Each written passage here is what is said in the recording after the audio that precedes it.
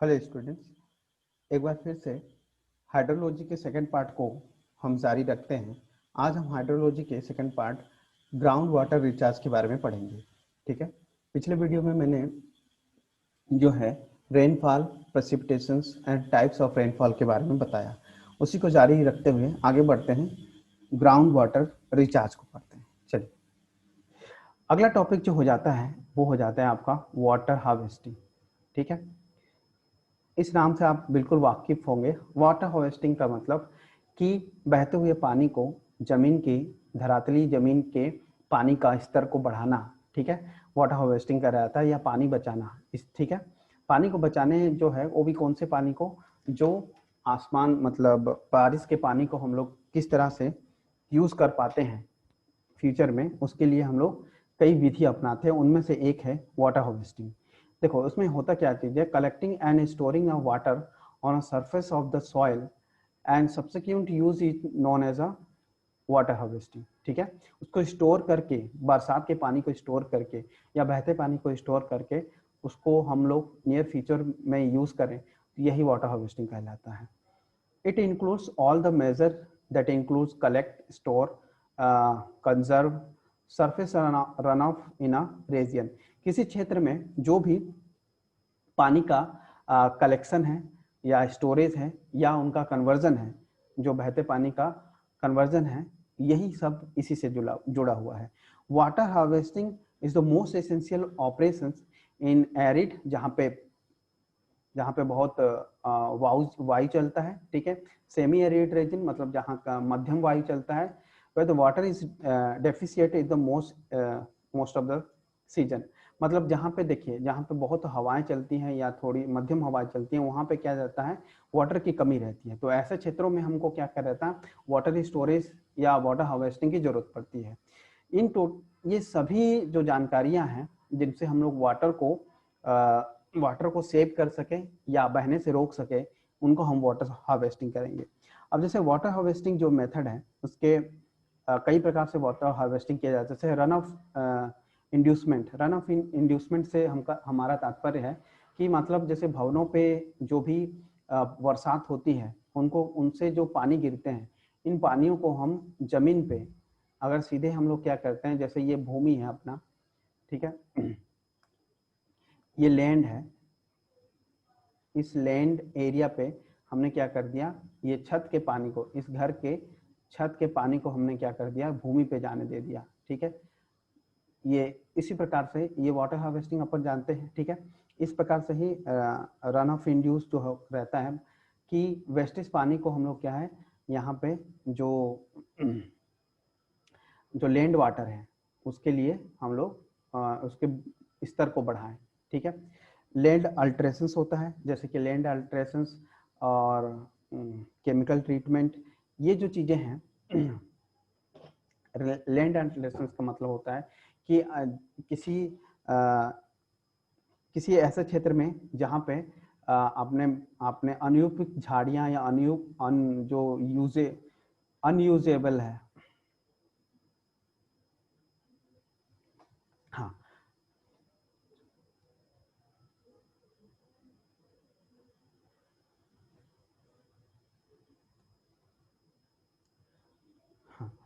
दूसरा जो मेथड है, जैसे लैंड अल्टेशंस की बात आती है, इनसे भी वाटर हार्वेस्टिंग की बात करते हैं। कुछ ऐसे क्षेत्र होते हैं हमारे वातावरण के, हमारे जानकार एरिया में, जहाँ पे उस लैंड पे क्या होता है, कुछ अनयूजुअल मतलब बिना उपयोगी के पेड़ या झाड़ियाँ उगी रहती हैं। ठीक है, झाड़ियाँ उपयोगी रहती हैं, तो उनको हम सफाया करके उनके चारों साइड ऐसा घेराव करके हम चाहे तो वाटर स्टोरेज कर सकते हैं। ठीक है, वाटर स्टोर करके, वाटर स्टोर करने से क्या होगा, कुछ सालों में इनके जो धरातली पे जो वाटर है वो क्या है, रिस रिस के यहाँ पे जमीन पे इकट्ठा होने लगेंगे। ठीक है, तो लैंड अल्ट्रेशन एक वैसा माध्यम है जिसमें हम लोग वाटर हार्वेस्टिंग कर सकते हैं। केमिकल ट्रीटमेंट करके वाटर को शुद्ध किया जा सकता है, ये भी उसका एक टाइप्स है। ठीक है, ताकि उसको पीने योग्य या इरिगेशन के योग्य बनाया जा सके। फिर है water spreading macro catchment area. Macro catchment area होता है जैसे किसी इरिगेशन के लिए हम लोग क्या करते हैं कि नहर से ऐसे मेन नहर से एक उसका सब नहर निकाल लेते हैं, ठीक है। तो इस नहर का कैचमेंट एरिया बढ़ जाता है, ठीक है। डग वेल मतलब कुएं खोद के भी पानी का, धरातली पानी का हम लोग क्या कर सकते हैं, जो लेवल है वो बढ़ा सकते हैं, ठीक है। टैंक है, प्रोपोलेशन टैंक है या फॉर्म पाउंड है, ये चारों का अर्थ एक ही होता है। चाहे आप ड्रग वेल कर दो, चाहे कुएं खोद दो, चाहे फॉर्म है तालाब बना दो, टैंक बना दो, या फिर पर्कोलेशन टैंक बना दो। पर्कोलेशन टैंक कुछ नहीं होता है, जैसे कि आप देख पाएंगे कि क्या है, बड़ा सा ऐसा घेराव करके कई कई जनपद में, कई जिलों में क्या देखेंगे, ऐसे बड़ा सा आप घेराव करके देखेंगे, पानी स्टोर किया रहता है, ऐसा तालाब सा, बड़ा सा तालाब या झील सा नजर आता है, लेकिन वो है, होता क्या चीज है, वो वाटर रिसोर्सेज डिपार्टमेंट के द्वारा पर्कोलेशन टैंक बना लेते हैं। पर्कोलेशन टैंक क्या होता है, बरसात के पानी को स्टोर करके हमको इसको गर्मी तक सिंचाई के लिए उपयोग में लाया जाता है। तो पर्कोलेशन टैंक एक तालाब सा दिखाई देता है, ठीक है। वो ना ही तालाब होता है और ना ही बांध होता है, वो एक्चुअली है पर्कोलेशन टैंक होता है, ठीक है, जो बड़े से भूभाग पर जमीन पे बनाया जाता है, ठीक है। तो ये है वाटर हार्वेस्टिंग के तरीके, ठीक है। सिर्फ घर से ही नहीं, सिर्फ घर पे ही वाटर हार्वेस्टिंग नहीं की जाते हैं, कई जगहों पे जो भूमिगत जल का स्तर बढ़ाने के लिए ये सारे तरीके अपनाए जाते हैं, ठीक है। वाटर स्प्रेडिंग मतलब क्या जाता है, मैं कहता हूँ कि जैसे बहते जल नदियां हैं, ठीक है, ये नदी बह के समुद्र, बड़ी से बड़ी नदी में मिलती है और बड़ी नदियां समुद्र में मिल जाती है। इस प्रकार किसी राज्य को जो है क्या है, किसी राज्य को पूरी उपयोग नहीं हो पाते हैं, ठीक है, पूरा उपयोग नहीं हो पाते हैं, तो हम लोग क्या करते हैं कि इन नदियों से ही कई नहरें निकाल लेते हैं, अब उन नहरों से और कई सब केनाल्स निकालते हैं। तो इस तरह से क्या है, इनका कैचमेंट एरिया बढ़ जाता है और बहता हुआ पानी जो है वो पूरी तरह से दूसरा राज्य या समुद्र को नहीं जाता, उसके आसपास के जो स्टेट हैं, जो राज्य हैं, वो उपयोग कर पाते हैं, ठीक है।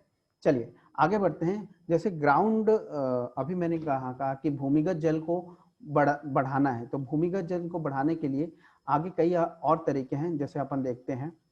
चलिए बात करता हूं भूमिगत जल को बढ़ाने के लिए। सबसे पहले आप देखेंगे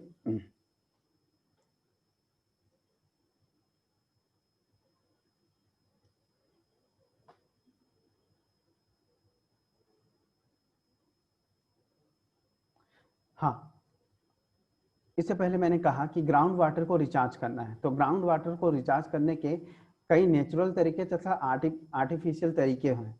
तो जिनमें से कुछ उदाहरण ऐसा आप देख सकते हैं, ग्राउंड वाटर का जो रिचार्ज टेक्निक्स है उसको डायरेक्ट मेथड में हम लोग देखें तो पहला होता है कि सरफेस रिचार्ज, ठीक है, एक सरफेस रिचार्ज मेथड होता है, दूसरा सब सरफेस रिचार्ज मेथड होता है।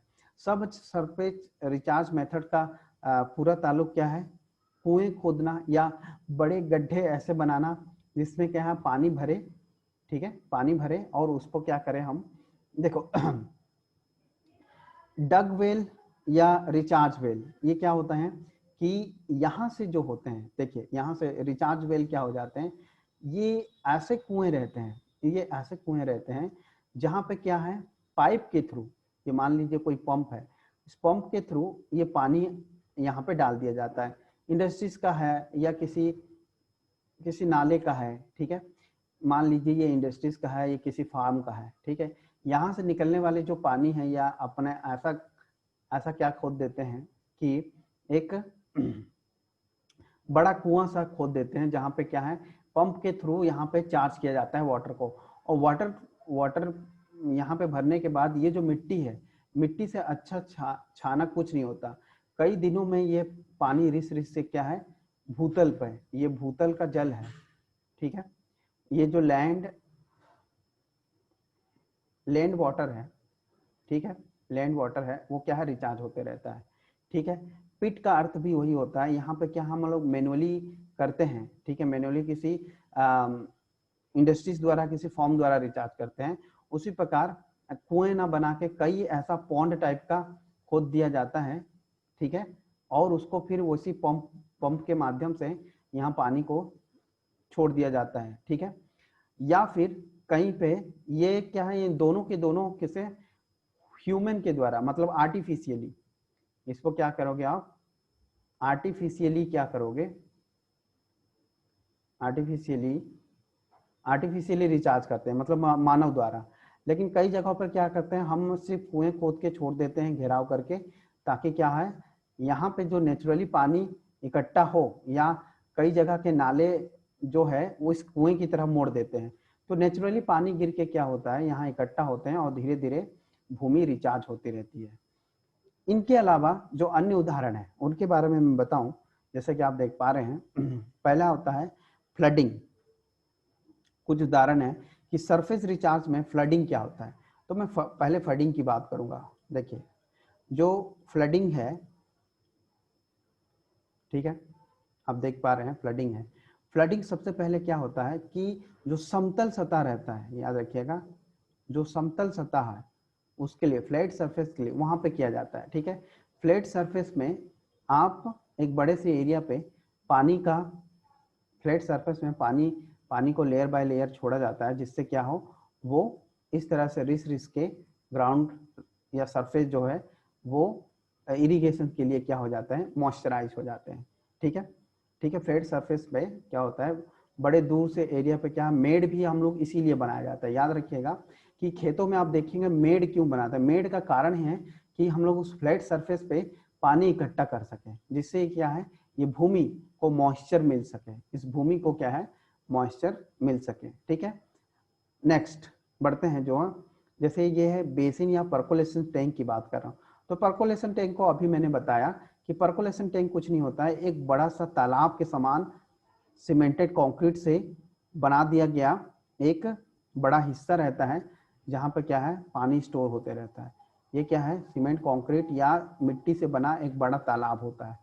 अब इसको बना के यहाँ पे पानी इकट्ठा हो जाता है, इस पानी इकट्ठा करने से इसको इरिगेशन में फिर यूज कर सकते हैं। ठीक है, इसे हम बेसिन या पर्कोलेशन टैंक कहते हैं। ठीक है, बेसिन या पर्कोलेशन करके भी हमने क्या है कि भूजल का जो यह लैंड वाटर है उसका भी रिचार्ज कर सकते हैं। ठीक है, बड़ा पॉन्ड, ये कुछ ये साइज में आप देखेंगे तो ये बांध से छोटा, ये बांध से छोटा और तालाब से बड़ा होता है पर्कोलेशन टैंक। ठीक है, चलिए नेक्स्ट बात करते हैं स्टीम ऑगमेंटेशन का। देखिए बहुत अच्छा मेथड है स्टीम ऑगमेंटेशन का। क्या है स्टीम ऑगमेंटेशन, बहुत सुंदर चीज है कि जैसे मैंने कहा कि ये बड़ी सी नदी है, हमारे जिले से गुजर रही है, जो जाके किसी दूसरे राज्य में बड़े नदी में मिल जाएगी, तो इसका पानी पूरे बड़े नदी में जाने के बजाय हमने क्या कर दिया, इससे यहाँ पे एक बड़ा नहर निकाल दिया, उस नहर से इस छोटा नहर निकाल दिया, या और भी छोटे छोटे नहर निकाल दिए। तो ऐसे में क्या होगा, ये पानी जो रिस्क के जो मेन स्ट्रीम से, ये मेन स्ट्रीम था, इस मेन स्ट्रीम से पानी निकल के इसके सब स्ट्रीम में चला गया, और ये पूरा जो एरिया है अब क्या है जलमग्न हो जाता है। ठीक है, कैचमेंट एरिया बढ़ जाता है, जिससे वहां का भी जो वाटर लेवल है वो धीरे धीरे बढ़ने लगता है। तो इसी को कहते हैं स्ट्रीम ऑगमेंटेशन। जो मेन स्ट्रीम से उसमें कई अलग अलग स्ट्रीम निकाल लेते हैं, जिससे उस पर्टिकुलर स्थानीय निवासियों को भी लाभ मिल सके। ठीक है, चलिए नेक्स्ट बढ़ते हैं। यहाँ पे बात करते हैं, दिया है डिच या फुरो सिस्टम। ठीक है, डिच या फुरो सिस्टम का मतलब क्या समझिएगा। यहाँ पे मैंने कहा डिच और फुरो सिस्टम क्या होता है। देखो फुरो सिस्टम का कुंड बनाना होता है। तो कुंड बनाना क्या होता है कि कई ऐसा जगह पे क्या करते हैं हम लोग, यहाँ पे पानी स्टोर कर लेते हैं। डैम, एक प्रकार से आप सीधा सीधा अर्थ कहूँ, ये डैम बना लेते हैं। ये डैम बना के हम लोग क्या कर सकते हैं, ये डैम है समझ लीजिए, इस डैम में क्या है बहुत ऊंचे जैसे फुटाघाट ऐसे चीजों में क्या रहता है, हम एक बड़े डैम करके इसको वाटर स्टोरेज मतलब वाटर बॉडी बना लेते हैं। तो डैम मेरे को समझाने की जरूरत नहीं है कि डैम क्या चीज है और उसमें वाटर किस लेवल तक भरा जा सकता है। ठीक है, तो ये सारी चीजें थी कि सरफेस रिचार्ज कैसे की जाए। तो आप यहाँ देख रहे होंगे कि ये जो पानी है, इस पानी, ये पूरे सरफेस रिचार्ज का अर्थ है इस पानी को आप भूमि पे खड़े होके देख सकते हैं। ठीक है, भूमि पे खड़े होके देख सकते हैं, भूमि के धरातल मतलब सरफेस पे खड़े होके सरफेस को रिचार्ज होते हुए देख सकते हैं इस पानी को, ये कितना पानी ऊपर है और कितना पानी रिस रहा होगा। इस पानी को आप नहीं देख सकते क्योंकि ये गहरे कुएं में, गहरे गहरे कुओं और पॉन्ड्स में होते हैं। ठीक है, तो इस प्रकार से ग्राउंड वाटर रिचार्ज करने के ये मुख्य तरीके थे। इसको एक बार मैं क्लीन करके आपको दिखा दूं। ये सरफेस रिचार्ज और ये सरफेस सब सरफेस रिचार्ज होता था, मतलब सरफेस के नीचे का रिचार्ज हो जाता है। ठीक है, तो ये कुछ उसके मेथड थे ग्राउंड वाटर रिचार्ज के लिए। चलिए आगे बढ़ते हैं। हाइड्रोलॉजी को आगे बढ़ाते हुए अगला जो मेन टॉपिक है, वेरी इंपॉर्टेंट, यहां से क्वेश्चन बनना डैम श्योर है। देखिए वाटर शेड की बात करते हैं, वेरी इंपॉर्टेंट, वाटर शेड। देखिए वाटर शेड का अर्थ होता है, वैसे तो अपवाह प्रणाली से संबंधित करें तो भी सही है, लेकिन इसका अर्थ जो है वो है आपका, यहाँ पे आप देखेंगे कि जो जल है, ठीक है, जो जल विभाजन है, जल विभाजन मतलब वाटर शेड होता है। ठीक है, रीजन एक ऐसा एरिया रहता है जहां पे क्या होता है, मेजर ड्रेनेज सिस्टम होता है। मेजर ड्रेनेज सिस्टम होता है कि एक बड़ा सा क्षेत्र जहां पे अपवाह प्रणाली बहुत बड़ी हो। ठीक है, जैसे भारत, भारत एक बहुत बड़ी अपवाह प्रणाली तंत्र से घिरा हुआ है, मतलब नदियों और नालों से। ठीक है, तो देखा जाए कि भारत को क्या है, 6 वाटर रिसोर्स रीजन में बांटा गया है। तो ये बहुत इंपॉर्टेंट है, 6 वाटर रीजन में भारत को बांटा गया है, जिनमें से पहला आप देखिएगा इंडस रीजन, मतलब सिंधु वाला, सिंधु घाटी क्षेत्र वाला एक पहला क्षेत्र है, वो हो जाता है आपका इंडस रीजन।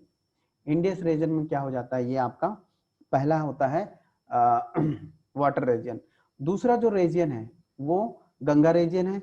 तीसरा ब्रह्मपुत्र अपवाह प्रणाली तंत्र है। फिर है जितने भी आप देखेंगे जितना भी बंगाल की खाड़ी में गिरने वाली नदियों का जो तंत्र है, ठीक है, ये चौथा हो जाता है। और जो अरब सागर में गिरने वाले नदियों का जो अपवाह प्रणाली है वो पांचवा हो जाता है। छठवां हो जाता है जो एफएमआरएल, एफएमआरएल ड्रेनेज इन राजस्थान। छठवां जो है वो क्या हो जाता है कि मरुस्थल में गुम होने वाली नदियों का एक ग्रुप है जिसको हम लोग एफएमआरएल कहते हैं। मतलब मरुस्थली में किसी नदी का खो जाना उसको एफएमआरएल कहा जाएगा। ऐसा सिस्टम राजस्थान में मौजूद है, इसे हम छठवें वाटर शेडिंग में गिनेंगे। ठीक है, तो इस प्रकार से आप क्या देख रहे हो कि 6 जो है जल विभाजन भारत में किया गया है। तो वेरी इंपॉर्टेंट है, अगर क्वेश्चन ऐसा बनता है वाटर शेड के आधारित कितने कितने वाटर शेडिंग रीजन में बांटा गया है, तो भारत में 6 वाटर शेडिंग रीजन में बांटा गया है। वो कौन कौन से अभी मैंने बताया कि इंडस रीजन मतलब सिंधु वाली, गंगा, ब्रह्मपुत्र रीजन, ठीक है, मतलब उत्तर पूर्व क्षेत्र हो जाता है। ठीक है, बंगाल की खाड़ी की तरफ जाने वाली नदियां, अरब सागर में गिरने वाली नदियां, और एफएमआरएल ड्रेनेज सिस्टम जो कि रेगिस्तान में गुम होने वाली नदियां हैं। इनको कई कोड हैं, उनके माध्यम से बिल्कुल एमसीक्यू वेरी इंपॉर्टेंट है। यहाँ से मैं 100% कह सकता हूँ कि यहाँ से क्वेश्चन पूछने लायक है। ठीक है, जो यहाँ से क्वेश्चन बनेंगे वेरी इंपॉर्टेंट, कि इनको वाटर शेडिंग जो है इनका कुछ कोड है जिनको हमको याद रखना पड़ेगा। चलिए, जैसे कि पहला है, जैसे रीजियन है, रीजियन में एक बड़ा सा क्षेत्र होता है। ठीक है, मैं एक बता दूं कि मुख्य जो है जो वाटर शेड है इनको क्या है, मुख्य 3 भागों में वैसे क्लासिफिकेशन करते हैं।